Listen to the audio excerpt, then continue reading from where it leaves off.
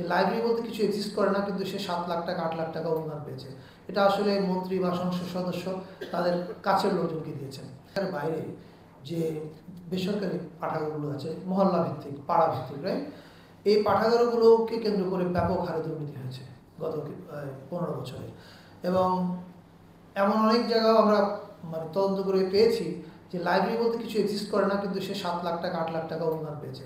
এটা আসলে মন্ত্রী বা সংসদ সদস্য তাদের কাছের লোকজনকে দিয়েছেন। এইটার বিপদটা হচ্ছে এমনিতেই আমাদের বরাদ্দ খুব কম।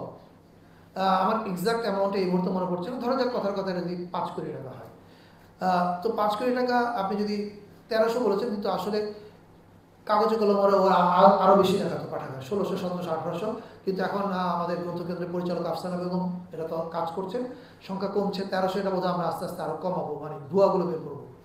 এখন যদি আমি 1300 ধরি, তাহলে কি মুশকিলটা দেখেন, মুশকিলটা হচ্ছে আপনি 1300 পাঠাগারকে যদি সমান ভাগে ভাগ করেও দেন, যে অ্যামাউন্টের টাকাটা এই পাঠাগারের হাতে যায় সারা বছরের জন্য, এটা আসলে কোনো টাকাই না। এটা দিয়ে একটা পাঠাগার এক্সিস্ট করা, বই কেনা ইজ ভেরি ডিফিকাল্ট, বা ওই তাদের যে একজন মূল কর্মী থাকেন তার বেতন দেওয়া, এগুলো অসম্ভব হয়ে ওঠে। এবং এই কথাগুলো এবার ওই অনুষ্ঠানে আমাকে ওই যারা পাঠাগার থেকে এসেছিলেন তারা তাদের বক্তব্যটা বলেছিলেন।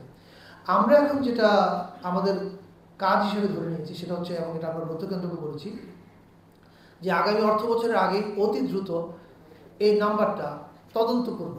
জাস্ট র্যান্ডম ইচ্ছা হলো বাদ দিলাম সেটা না, তদন্ত করব, খুঁজে বের করা। কারণ আমাদের কাছে প্রাথমিক যেই সার্ভেটা এসছে সেখানে দেখা যাচ্ছে অ্যাক্টিভ পাঠাগার আসলে 500 থেকে 600, প্রপার সেন্সে অ্যাক্টিভ পাঠাগার।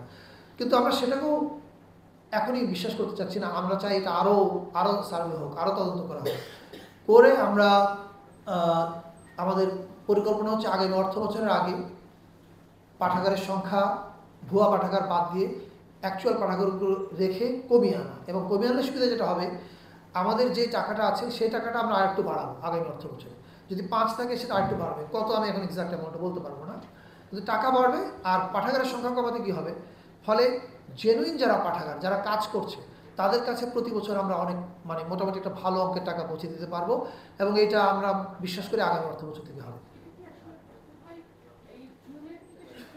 এই যে সার্ভেটা চলছে, এটা ব্যাপক কাজ, যাতে গ্রন্থকেন্দ্রের যে সীমিত স্টাফ, এটা দিয়ে জুনের আগে আমরা পুরো বাংলা শেষ করতে পারছি না। সো এখন এই মুহূর্তে আপনাকে নির্দিষ্ট করে বলতে পারছি না, কিন্তু এই যে চলমান সার্ভে, এর মধ্যে আমরা আবিষ্কার করতে পেরেছি অনেকগুলো ভুয়া লাইব্রেরি যেটা অনেক টাকা পেয়েছে।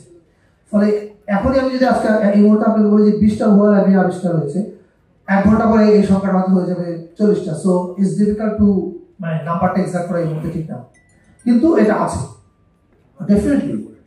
এটা এটা নিয়ে গ্রন্থকেন্দ্র কাজ করছে, যেটা আমি একটু বললাম ওনার প্রশ্নের উত্তরে।